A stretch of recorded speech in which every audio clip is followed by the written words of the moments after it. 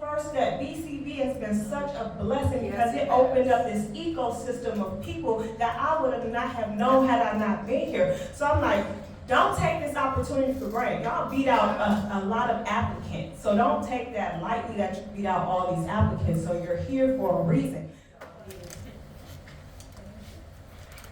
All right, so this is our wonderful alumni panel. And we wanted to kick off the class with this panel so that folks could get a glimpse in, what's it like to take the course, what's life like after the course. And it's a really great, diversity we have up here from, single-family residential to fourplexes, and then, we referenced Eddie and his project, the Ribbon, earlier, so, to a much larger scale. So we will go ahead and kick it off. I'll just have everybody introduce themselves, tell us who you are, what you do, and if you can remember what year or cohort you took the class. If you can't remember, that's no problem. So Candace, we can go ahead and start with you. Good afternoon. Good afternoon, everybody. My name is Candace Rucker, and I am from cohort 14, which was last year. I'm really excited to be here and speak further as well. You want to tell them what type of projects you work on? Yes, so right now I have finished a 4-unit, a 2-unit, and a single family unit. So I lived in Dallas for 9 years. So I moved back to Detroit, which I'm from Detroit, in 2022 of July.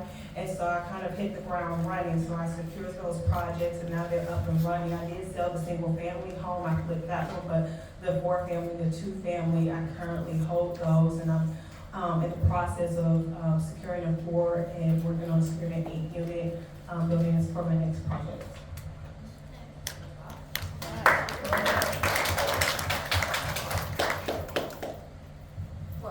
I would like to say is way to go, Candace. Good afternoon. My name is Sandra Green, and I was in the DCB class of 22, cohort 13, and we were online, so how nice to see you. We saw each other online, but you all in person, so I came up to Chase. I'm a little envious. No, we shouldn't be envious. So I have an Airbnb.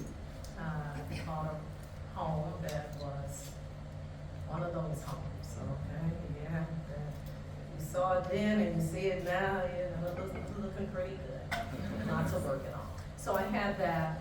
I purchased a home that same year. Bought that home in 2018, and I flipped it. And then I have also rental. And currently I have a home that I'm going to, was going to be a 2-family flat. Okay, it was. The people who had it converted it to a single family. I'm taking it back to a 2-family. And it's next door to the Airbnb, which I have. So, hey, that's pretty cool. I have to tell you how that happened. All right, thank you. Welcome. That's not much. I can get that mic. Okay. Sandra Green. All right, Eddie Carrington. I am the founder and mayor of Flux City. I call myself the mayor because as a developer, there's so many different hats you wear, so many people you engage with, and in order to make it all work, it's kind of similar to what a mayor has to do in order to run a city. So that's my little spiel right there. But I started single-family properties 15 plus years ago. Some wins, some losses. I've bought properties, flipped them, rented them out. I've also bought properties that I had to sign back over to the land bank. So at the end of the day, you come across, scenarios where you may get yourself into something that is a little bit too big for what you're capable of at that time.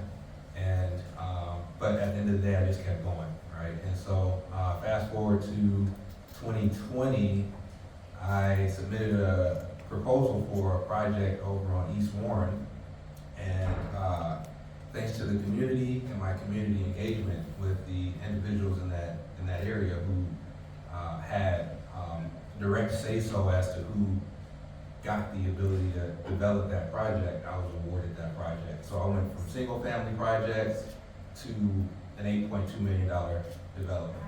And so, I'm here to let you know that it's possible for you, as you're sitting in these classes, and I started here too, really think about what level you're trying to get to, because it's possible. Whatever level you're aiming for, you can do it. But I was a part of 2018, I think, the 2018 cohort. I could be wrong with that year, and I don't know what number cohort that was, but. Sounds about right. Okay. And it was the best cohort, though, I just wanted to make sure. Sorry. Okay, no, thank you. So that's a really good segue actually into our next question. So if you could each answer how you got interested in real estate development and what led you to work on the specific types of projects that you are now working on. I'll just jump right into this. And I was a banker in the early 2000s, and a lot of my customer base were people who worked at the big three. And these individuals actually, a number of these individuals looked at real estate as their primary source of retirement. Not, their 401k or their social security. They looked at their real estate as a primary source of income. And this was crash of 2008, so on and so forth. But, at one point, we had, a customer base and a number of individuals that had over 10 properties, and they were bringing in a lot of money. And, they kind of motivated me to say, jump into this, this realm, buy your first project, and see what you can do with it. And, fast forward to, now this is where I'm at. But yeah, that's how I kind of got into real estate, seeing them do it, and then, asking or telling myself if they can do it, I can do it too. And fast forward to the mid to late 20-teens, I snuck into a Detroit homecoming event. I don't know if you know what the Detroit homecoming events are. They're, fancy, $100 plus ticket events, and somehow I got in for free. I snuck in, and He said somehow, but you snuck in. I snuck in. And Cliff Brown actually was presenting at this event I got into, and when I saw Cliff Brown presenting the Co, which is on the east side, West Village area, I was in awe. I'm like, wow, you know what I mean? I got that feeling again, like how I had when I worked at the bank, interacting with my customer base, the big three individuals who were putting all this money into properties and bringing in a lot of revenue. I saw Cliff Brown talk about this project, multi-million-dollar project, and I'm like, wow, this guy looks like me, talks like me. If he can do it, maybe I can do it too, right? And so that's what kind of expanded my brain a bit, to a point where I'm like, okay, how do I get to the next level? And so that's what kind of drove me to getting to a point of wanting to tackle larger projects. Thank you. I'm glad to be sitting next to him. I have a brother, Alumni. So I have, for a very long time, desired to buy a property and either rent it out or what have you. So in my early 20s, I desired that. And probably 30 years later, being married, raising children, staying at home and all, my husband and I bought a property, we fixed it up and flipped it. And then I wanted to continue on, and he did not. So since I was at home not having any income or money, that dream to some degree died. Okay, it was always there, but dormant, so it did not die. And so I just started, it always was there. So I worked part-time jobs over the years. And I just started saving money, saving over many, many years, saving. And fast forward probably 20 years later after that, 15 years after purchasing that home, I was able, I was able to purchase a home. I purchased a home from HUD. So I remember very well this, and so this may be some of you, we have dreams, sometimes we let them die. Don't let your dreams die. I'm a praying folk, the praying person. I love the Lord Jesus, and so that was always a desire. I tried to live right, save my money, get what I need to do. And I remember sitting in church one day, and this almost brings me to tears. And the pastor said, "Some of you have forgotten your dreams. You've forgotten cares of the world, your life, marriage, whatever, family. You've forgotten your dreams." And I was boo-hooing my God. I was crying. I remember that so well. And that came up. And that came up again. And I sat there and I said, "In 2 years, I want to have myself home. In 2 years, I am home." And so that's what I work towards. And so I bought my first home and fixed it up. I have a renter in it now. And so that's probably was 7 years ago. Same person in the home. She's faithful. Okay, no problem. So we hear those stories about renters. That's not always the case. So that was the start. After I finished that home, I said, in 2 years, I'm going to have another home. Work towards that. So that's what lots of working, hustling. I'm a hustler. One of the hardest working women I know, okay? I clean homes, okay? I do yard work, okay? I'll do, not whatever. I will not do whatever, okay? But I do work hard. So that's what that was. I've always had a desire to just press forward. That's my beginning story.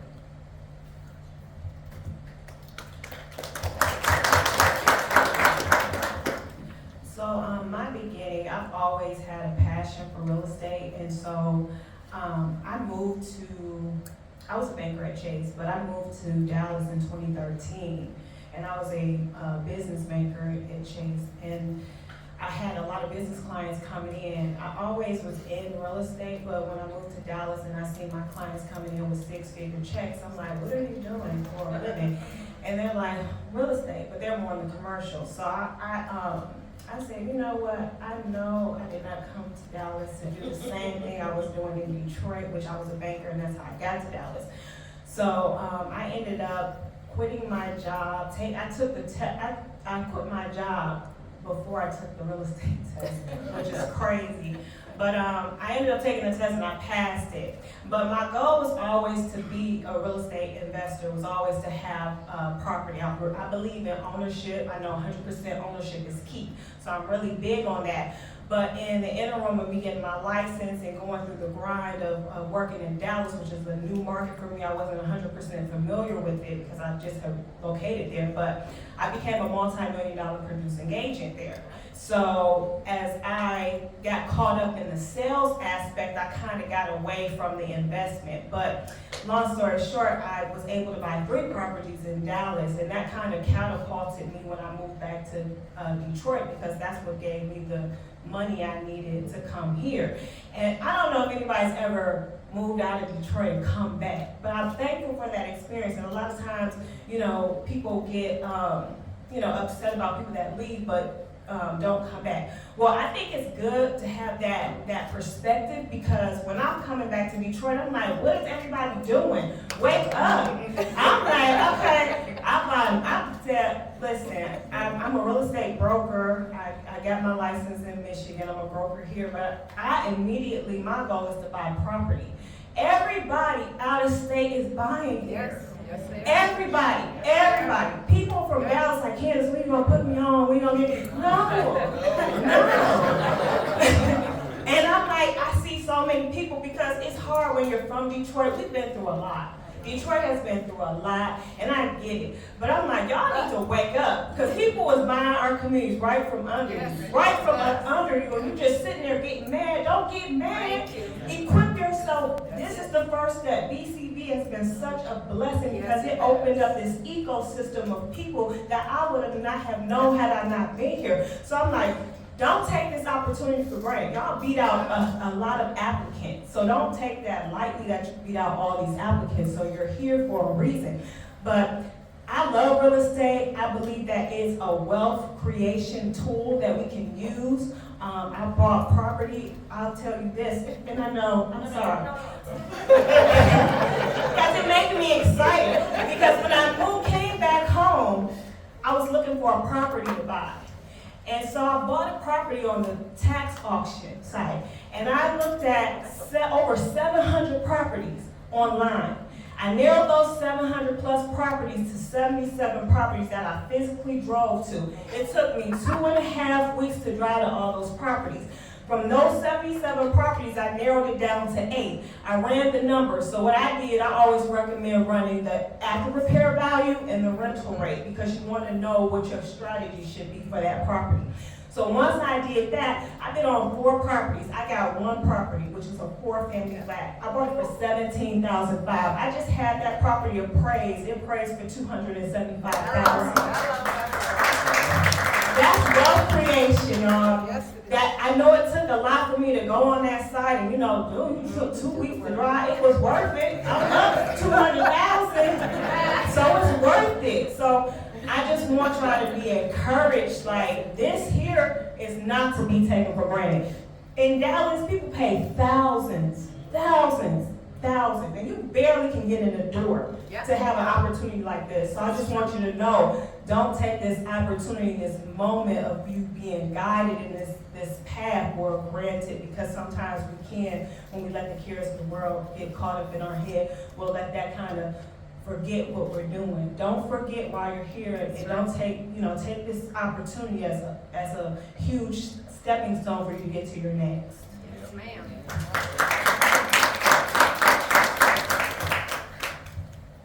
So you've all done projects, and projects don't always go, most of the time they don't go exactly how we would want them to go. So what is something you wish that you knew when you were before you started your first project? What's kind of a piece of advice, something you've learned along your way that you would like to share with folks who have yet to embark on their first project? It's better to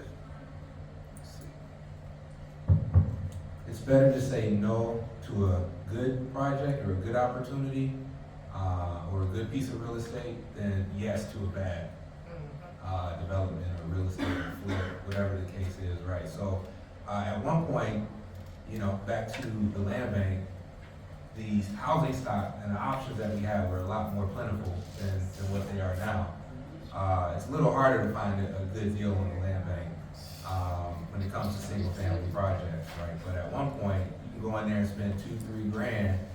I bought a 6-unit for $3 grand, right? I'm like, man, the roof was decent, needed a lot of work, obviously, but it was in an area that I was speculating on, and I felt that it was a scenario where it could be a great opportunity, but it ultimately costed me a lot of time, about 20 grand, and carrying costs, cleaning out the property, cutting down trees. I was doing all of that work myself, and at one point I just said, this project won't materialize the way I would like for it to, based off of the conversations I had with funding partners, potential funding partners, which I had after purchasing the project, and ultimately it turned into a scenario where I decided to sign it back over to the land bank, and this wasn't a scenario where the land bank was like, you better hurry up and do something with this project. I was, continuously providing my updates, but at one point I just said, this isn't for me anymore. So I should have said no, even though that project looked like, at least from my eyes, like a good opportunity. But $2 grand, $3 grand for a 6-unit, it is what it is, Thank you. Valuable lesson. We have valuable lessons. We learn from those hard times and those losses, because you keep going. So, praise God for that. We all have them. It's life. You will have them. Don't let them stop you. You have fears and all the other, but take courage. Okay? Take heart and go for it. Don't let it stop you. Don't let it sit you down. Okay? So location. That's huge. Huge in real estate.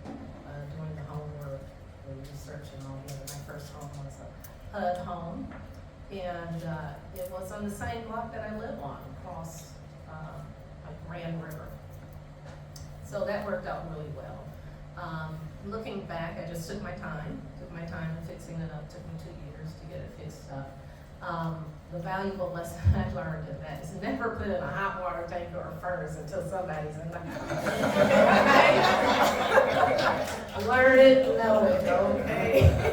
No one told me that. Okay, so those basic things, had someone told me that, I could have saved a couple $1,000 because, you know, it was gone. And I know who took it. Yeah, my guy was doing the work in the home. He started off real great, doing for many years, and I kept saying, his work's going down. So that was my valuable lesson. So do everything else. So put that hot water in that furnace in there. That's what I would say for my first property, what I learned. Other than that, everything went pretty well with the others I bought. I purchased a home through a treasurer's auction. HUD home. I have not done land bank yet. Quits claim deed and also an auction. So 4 different venues have I purchased homes on. All right. So bought one sight unseen. That was the treasurer's. So I had some extra money from, I'll make it a quick story. So purchased a home, auction.com, bought this home, great neighborhood. Matter of fact, not the same block again, but you know, about a mile down. So bought the home, won the bid, put it in prayer, heard 33, so I bid 33.5, got it, you win, that was exciting. Next day I go by the home and it was occupied. So that's another thing I look at that could be a downer. I go by the home and I look at the windows and the house had been on fire the day before. Oh, wow. So they set it on fire. Oh, wow. Yeah, yeah, right, yikes. So I put down a down payment of $10,000, called the company, said, hey, purchase this home, got the bid number, this home has been in a fire, and it's not indicative of the pictures that you posted, okay, as far as the site goes. So long story short, they said, Ms. Green, would you still want the property? I said, at a greatly reduced price, yes. Nice brick home, nice block, owner occupants on the block, not a renter's block. And so, long story short, 8 months later, they say make me an offer. And I'm like, okay, I put everything in prayer. I put that in prayer. I didn't get an answer on that one. I'm like, oh.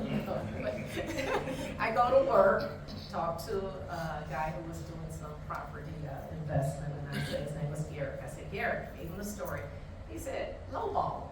I'm like, yeah, okay, not bad. And I guess. He said, lowball. He said, offer them $5,000. I said I paid $33,000 for it. I said, just lowball. I said, okay. Then I thought, it's like, duh, I should know that. We're gonna play tennis, right?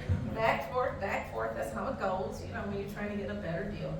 So, called them back, and they sent me an email, what would you offer? So I offered $5,000. They accepted it.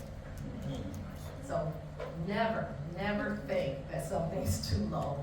Okay, they accepted it. Sent papers in, I signed it, I auto-signed that day. Now typically I wouldn't do that, I would wait or what have you. I signed it. Lady calls back about 3 days later, she's nervous, they made a mistake. She said, oh, we made a mistake, we were thinking $5,000 or more. She said, no, it serves as a problem. I said, yes, it does, but we'll see. You know, I was calm. I just said, you are, I was calm. I went back home, looked, and said, wait a minute, this is legal. They signed, I signed. I didn't say a thing. Ball was in their court. Called me back, you're waiting on me, the response I did. She said, you can offer more, just to know you're being recorded. And I said, I'll let you know. I didn't call them back. Long story short, they accepted the $5,000. We went forth, they sent papers. So I had, because I had $33,000, right? So I got $29,000 left, right? I go on the treasurer's auction. It was at the same time.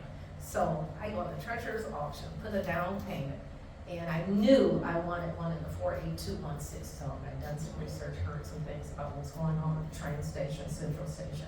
Lots going on over there near Corktown, all up in there. So I just put it in 48216. Okay, what's coming up? That came up, and it was the day of being able to be that day.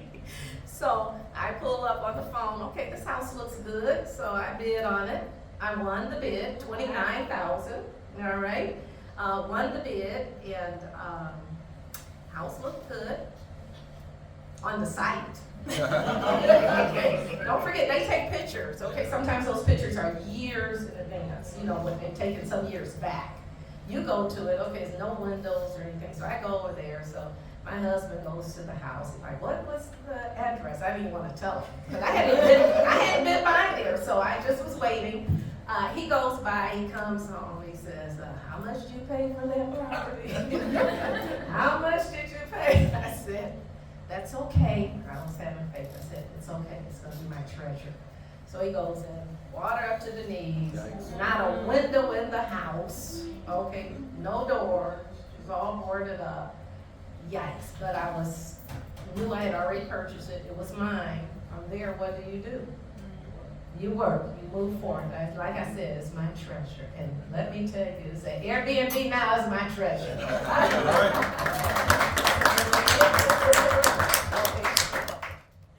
I wish a couple of things. The main thing is your team, your contract. Jesus Christ. You know, I have it's a shortage in skilled trades here. And again, I blame myself because I was on a limited budget, but still, we have to be aware of, that budget for construction because you do get what you pay for. So if you're trying to cut corners in your construction budget, just know you're going to have some headaches. It's going to be maybe more delays than usual. There's going to be, the craftsmanship is not going to be to, the quality that you would want. But again, that was my biggest thing. But for me, it's like, man, I have a limited budget, and I was just trying to make it happen. But the time and energy that it took me to just have to come back and forth, it's like I spent it anyway. I spent it anyway. So you're gonna pay it regardless, unless it's like someone that is in your family that, no, that's a professional. That's a real professional, not one that he do it on the side. I'm saying somebody that's like a professional, because it's just, that is the toughest thing. And then, the people that do really quality work, of course, they're booked up, and you're going to pay premium dollars for them.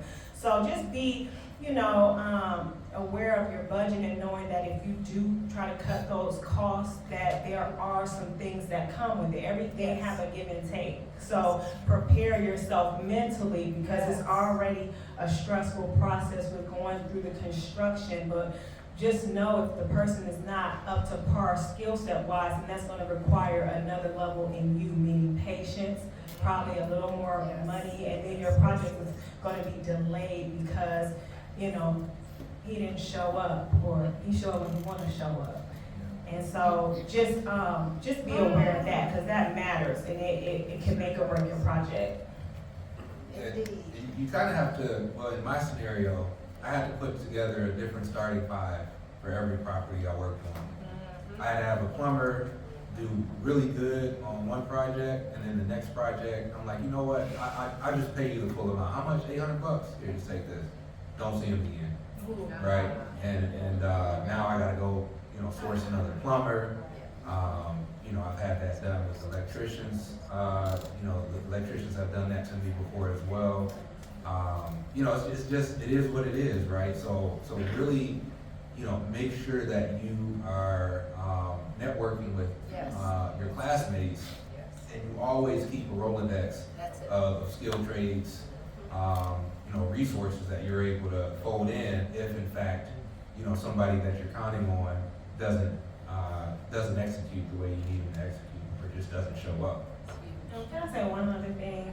And as a woman, because I do know there's a lot of women in here, be careful with working with some of these men. Because not all of them have integrity as far as they try to try you because you're a woman. And if you just a woman in general, they will try to cross lines with you or try certain things with you, or don't go for that. Always keep your integrity, always keep that line, and always make sure you demand your respect. You can't be okay. It might work for a little bit, but once they start thinking, oh, let me get over on her. Then you gotta really show up, and I know that we all big on feminine energy or masculine energy. You're gonna have to use that masculine energy, with these men, because it's like they will try you. So, y'all know how it is. If you're cute, look, it is what it is.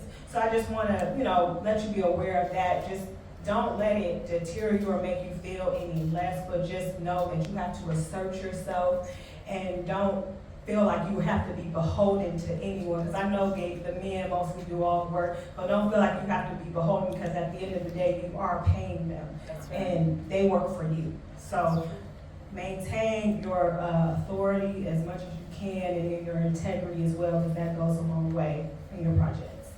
Thank you, Candace, I totally agree. So, act like you know something, okay? They come to me, we come over, when they leave, they're like, what are you, a supervisor or something? Like, yes, I am, okay? So often I will get 3 quotes, okay? 3 different people coming in. Now, I'm learning from those people who are coming in, telling me this needs to be done, this needs to be done, that doesn't. By the 3rd one, they're telling me things, I'm like, okay, what about this? Does this need to be done? They look at you and they're like, okay, they stop trying to take you because they realize you know something. So I come in there like that, okay? I also come in looking, I'm in my grubs, okay? So I'm working. So they look at me, they say, oh, she's a working woman, I'm working, okay? I'm out here doing yard work or what have you. I tell them, look, I work just like you do. So one guy came by and needed some awning or what have you. So I kind of got a feel, thinking he didn't know what he was going to do, him and his crew. So we look at the work. I said, you can do this. He said, yes. I said, you can do it. He said, yes. I said, okay, look at that window over there in that project. He looked at it and I said, so I didn't pay for that, okay, because they came here and they didn't do the work well. I did not pay them. So if you cannot do it, I would suggest, no, I can do it. They didn't show up the next day. That was wonderful, okay, because they knew, okay, I can't play her. Alrighty, did not show up, which was good, because then a ram in the bush came through. So it's good to have at least 3 people come out. Okay, don't be such in a hurry, I gotta have it done. Just get 3 people out, okay? Have yourself resources, like you said. You want to have a couple electricians, a couple HVAC people and all the other. And networking, you finish this class, come and go to the alumni mixers. I've met so many people, okay? You got resources. Hey, I just met this gentleman here, okay? Don't think I'm not gonna take his number afterwards, okay? All right, we're gonna talk and see what he knows. And, maybe it'll help me or what have you. He's got some resources, right? And I know he's got contractors. So that's what you do, okay? So it works. Patience. Be patient. We all have guidelines. You want this done at this time. Sit back. Maybe it's not the time that it should be. All right, just wait. Just wait. But do your work. Do your homework. So the next question is about the team. So with the contractors, we started talking about that. At BCV, we always, say development is a team sport. So that can be with your contractor, your architect, the engineers, but also on the development side. So the next question is, are you all working with a development partner, who's co-owner, co-developer?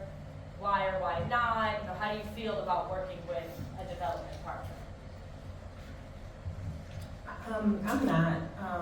It's not like I'm not open to it or I'm opposed to it. It's just that me coming back into the city, I needed to do some things on my own, get my feet wet. I've had a lot of people proposition me to partner with me, and you can't partner with everybody. And I'm not you can't put money in my face and I jump. So I wanted to go through processes on my own, because it's one thing to put my money at risk, but it's another thing to put other people's money at risk. And when people lose money, they may be nice in the beginning, but when you start losing people's money or the partnership goes bad, then that's gonna be a whole nother thing that you need to contain and handle. So I felt like for me it was important that I went through my projects and my steps on my own, and not everybody has the ability to do that.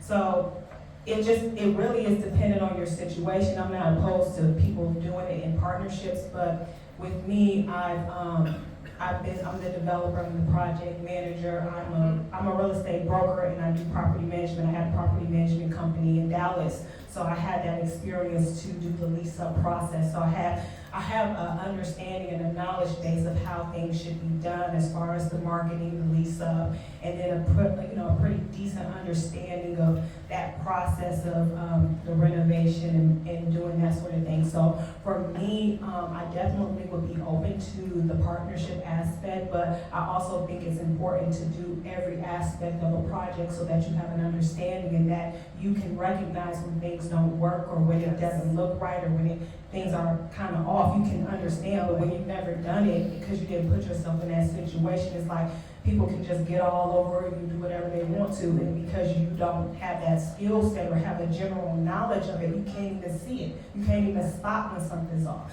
So for me, it's important to go through those different aspects so that I can have the knowledge, and that way when I start working with others, it's not where, I mean, I'm not strong in everything, but at least I'll have an understanding of what looks right and what doesn't. Thank you. It sounds like you're strong in everything, Candace. You done a wonderful job. No, you are. That's a wonderful thing. I don't have a partnership either. It's difficult to find a partnership, okay? Like minds, you want to be equally yoked. You want to have,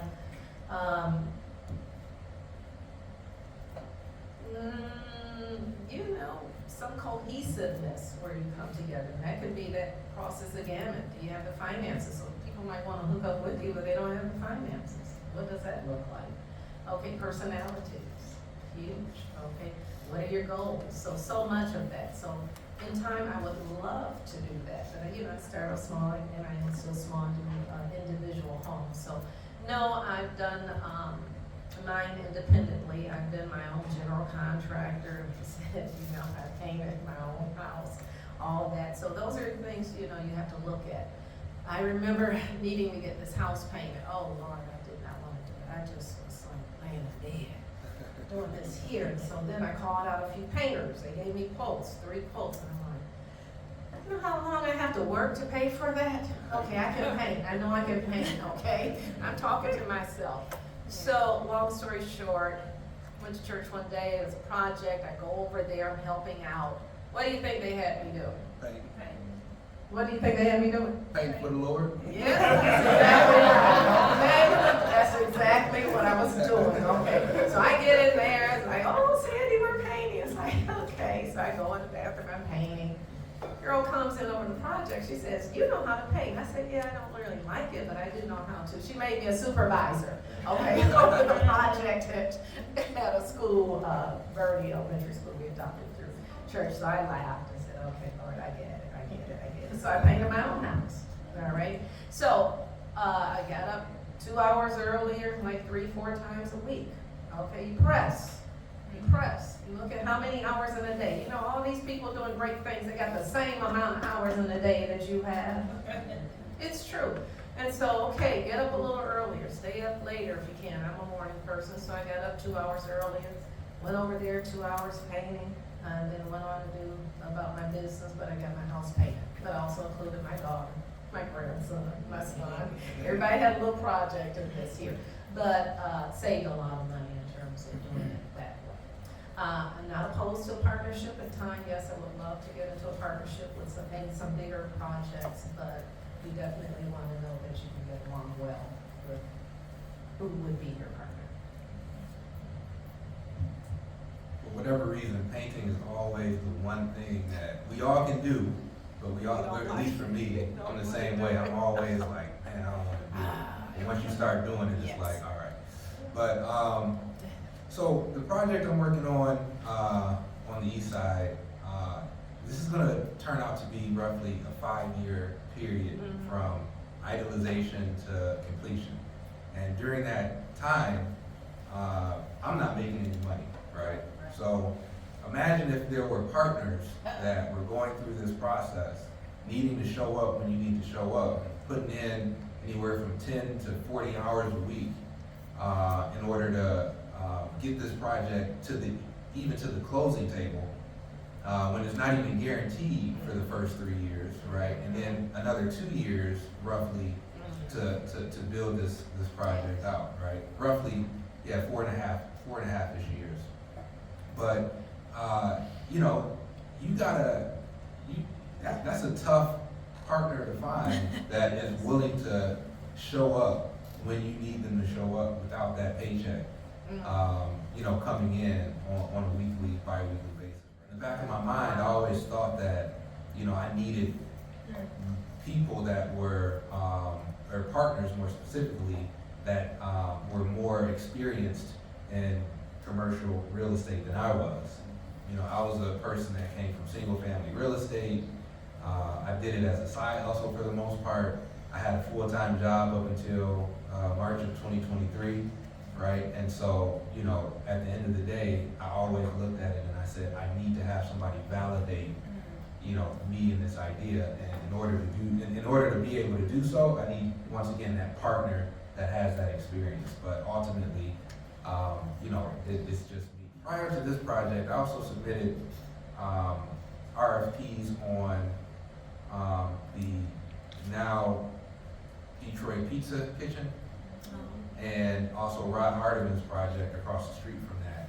And that was my kind of introduction into like putting together an RFP and putting together a team and trying to convince these partners, even at that time, that were more experienced than me, to be a part of this proposal that I'm submitting. And in a lot of scenarios, the people that I would speak to would not necessarily want to partner with me because of my lack of experience. And so it was actually hard to convince, you know, the more experienced individuals to be a partner on this project, on those submissions. You know, you always want to try your best. You know, we're the city of Detroit, close to 80% minority, or the minority is the majority in the city, 80% black, right? So in the back of my mind, I'm like, look, I want a black architect. I want a black GC, right? I want my partners to look like me. It was hard for me to convince partners from the GC side and from the architect side to show up and or to be a part of the submission, you know, for some of my RFPs. Now, I'm not saying that all architects, you know, turned me down that were black and all GCs turned me down that were black. I just didn't, at that time, my network wasn't big enough to be able to know all of the amazing architects, for an example, that we, you know, have access to. But, you know, with that said, the ones that I did know and the ones that I did approach, you know, turned me down for you know, in so many words, where I ended up having to, you know, consider other architects and GCs that didn't look like me, but ultimately were willing to show up at the end of the day, right? And so with this project on the east side, I had a similar approach to have a diversified team, but it was a little challenging to you know, get an architect of color to be a part of the project, and it was a bit challenging to get a GC that was capable of tackling those larger projects to even show up, to walk the site and to give me an estimate of what it may cost for the concept that I was thinking through, right? So, you know, you gotta do what you gotta do. And, you know, don't limit yourself, you know, based off of your, you know, your partners, right? Or your thought of saying, okay, you know, I need to have, you know, this because you gotta figure it out. You gotta make it happen is what I'm trying to say, so. So this is a lending question, and I have been involved on a smaller scale in some of your development projects, so you hear about hard money lenders. You hear about all of these ways to utilize other people's money. From you all's perspective, what are some of the best and most effective and most efficient ways of gaining funds or getting funding if you don't necessarily have a large, you know, cash reserve of your own? Well, for me, it was working. No, really, I don't like loans, I don't like debt, okay, it's where, you know, came up, and it's hard for me. So that has limited me to some degree. okay, with regards to projects or attempting something else because I don't wanna take a loan, all right? Where's Deja? Hey. Yeah. But you know how to analyze both. Yes, exactly. So, you have to know who you are, what you're comfortable with, what you're willing to do, what your goals are, and what you want. Okay, so given that, if you know you want something that's big, you need to get a loan, you just weigh it. But do the work, okay? How much time? This is what this class is gonna give you, okay? When you get that project and you want this, you're gonna know how many years it's gonna take you, okay, to pay it off, to recoup interest and all the others. All of that will be given in this class. Do not take it for granted, all right? Long term. Okay, so that's what you look at. When I buy this house, how much money do I have? What is it gonna cost to renovate it? You've got workers, labor, time, all of that. The longer you keep it, the more it's gonna cost. Like Monique said, you gotta pay rent. Okay, whether you bringing in money or not rent, I'm sorry, taxes. And we know the tax base is going up, okay, big time here in the city, all right? So those are all the things you have to look at. For me, I just don't like debt, so. I use debt. She's a banker too, I so use she's debt. got, right?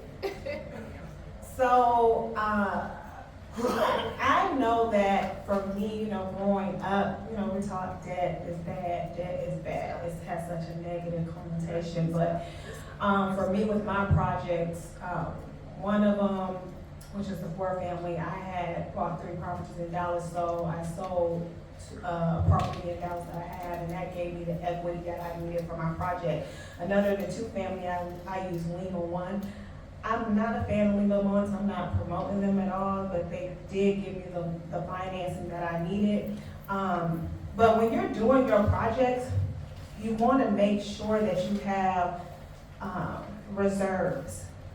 Especially when you're talking about Lima 1, because now you've taken a loan and they do expect you to pay it irregardless to whether it works or not. So you want to make sure you have enough reserves to pay those carrying costs and service that debt while you're getting it together. But I use Lima 1, and then I have a line of credit. So I'm really big on as much available cash that I have just in case I need to use it. Because the last thing you want to put on yourself is how am I going to pay for this, or scramble to try to get out of a bind because you don't have enough cash or you don't have enough reserves. So I'm big on reserves. I'm big on having a line of credit. I did use Lima 1. Lima 1, the crazy thing, Lima 1 gave me so much money for my project and I did not need it. And I think they have some sort of bias with the city. I don't know what their thing is, but they gave me a lot of money. So I just took it and I used it to pay on the loan while I was getting the property together. So I had more than enough money, way more than what I needed. So Lima 1. Lima 1 is a hard money lender, and they also are regular mortgage lenders as well. But they do fix and flips, they do DSCR loans, but I use them. And when you turn in, so for me, I bought a property, a duplex for $50,000, and I only had to put like $25,000 in there. But they gave me 70. They said no. They sent their people out to reevaluate my scope of work that I gave them, and they said no, it's not going to cost you $30,000. It's going to cost you $77,000. So now, when they give you that money, you have to show reserves in your account. So they want to know, okay, you have to have so much money in your account. So that's kind of the caveat when they give you that extra money. But I was like, okay, no problem. I'll get my money back. So I just let them give me the money. I used the budget that I knew I already had worked out with my contractor, which was a little over $25,000. And I took the rest of the money and I used it to service the loan until it was done. And I didn't exhaust the budget. I just said, so the property, it just appraised for $190. So I'm just gonna pay it off and take my money, back. So I'm gonna do a cash out refi with both of mine. So my 4-plex, I bought it for $17,500. I put a little over $80,000. That was my money. So it just appraised for $275. And then the duplex I had, I paid 50 for it, put a little over 25,000, and just appraised for 190. So, you know, my rents will cover that and some once I finish my refi, my cash out refi. So all I'm gonna do is take that money now. I'm made whole, so the money I put out, I'm getting it back, but I still have some money to play with for my next project. So now the next thing is just managing your rents, you know. And I would recommend, if you're so sensitive on risk, you know, look into, because I do have Section 8 tenant, look into Section 8 if you're really sensitive on risk, because a lot of us have a very low risk tolerance. So you're like, I need to guarantee money, especially if I'm taking a loan out. So if you have a really low or sensitive risk tolerance, look into housing. They pay pretty good housing, and it comes, you don't got to call nobody. You know, you look and you get the notification on your phone, direct deposit. So, I'm not opposed to debt, but I'm also caution people, you have to be wise with the money you get. You can't go to the mall and do all that. I mean, I know you want to do, you know, treat yourself, do a little something, but make sure you have enough money to service your debt. Prepare for the worst, you know, because when it happens, if it does happen, you don't want to be unprepared, and then when you're not prepared and something happens that throws you through a loop and you're stressed, you make bad decisions. It's true. So you don't want to put yourself in a position where, oh, should I have to do anything? So because you're going to take a loss. Typically, you'll take a loss when you're in those stressful situations, because you're just trying to get out of the pain of the stressful situation. So you're like, forget it. So make sure you have enough reserves that can carry you in the event something happens. It may not happen, but it's always better to be prepared than not. But when we're looking at the next level, like when you get to a point where you're developing your first commercial project, you're gonna have to use debt. Right? There's no way around it. And so, you know, just be ready to sign the dotted line, and just pray at the end of the day that, you know, you can. Millions. Yeah, because I'm in debt some M's right now. I'm in debt some M's, but it is what it is, right? So I just want you to know that, like, if you're really wanting to kind of take this, you know, to the next level, you gotta look at debt as a friend, and you just gotta understand it. And that's how these rich folks are getting these developments and these projects are becoming even richer, right? They're using that in a way that allows for them to leverage themselves and not put, you know, a number of, what am I trying to say? Their liquid cash, you know, up for risk is what I'm trying to say. So There is good debt as well, but again, you have to be wise with regards to getting it. All these billionaires, okay, they've got debt. They've got big debt, but they've got some big money too. They've got some greenback. And it's from being wise with regards to the loans and the investments. So you always want to do your homework. Look at if it's a good investment. It's okay. I'm not opposed to it. When I get to the next level, hey, but don't forget, the banks are not going to give you a loan anyway. Okay, if you don't come to them with something that makes sense, because they are in the business of what? Making money. You come to them, you're not gonna make them any money, you don't have to worry about getting a loan. Everybody, Detroit has this stigma, you know, don't do this in Detroit, don't do, please, you gotta know who you are. And you gotta know what you are called to do. What God has called. I'm a Christian, I love the Lord. But you gotta know who you are and what you're called to do. Because you're not gonna have cheerleaders right away. People won't look at you like you crazy, or this ain't the right time, or everybody have an excuse about something they never did. Like, why are we listening to people that don't even have a track record? Like, be mindful of who you let talk in your ear. You gotta guard. This is a great ecosystem because you have like-minded people, which is hard to find. So you can cultivate this ecosystem that you have, and it might not come from your family, honestly. And it's not like they're being, you know, trying to stop you, but they're scared. People project their fears on you, right? Because they just don't want anything bad to happen. But sometimes you gotta just step out on faith and take a chance. And I'm in a place in my life where I'm stepping out on faith, I'm taking a chance, and it is what it is. What's the worst that can happen? I mean, I won't have any money. I've been broke before. I've been broke and been like counting my pennies to pay my bills. So I'm used to that. I'm familiar with that season.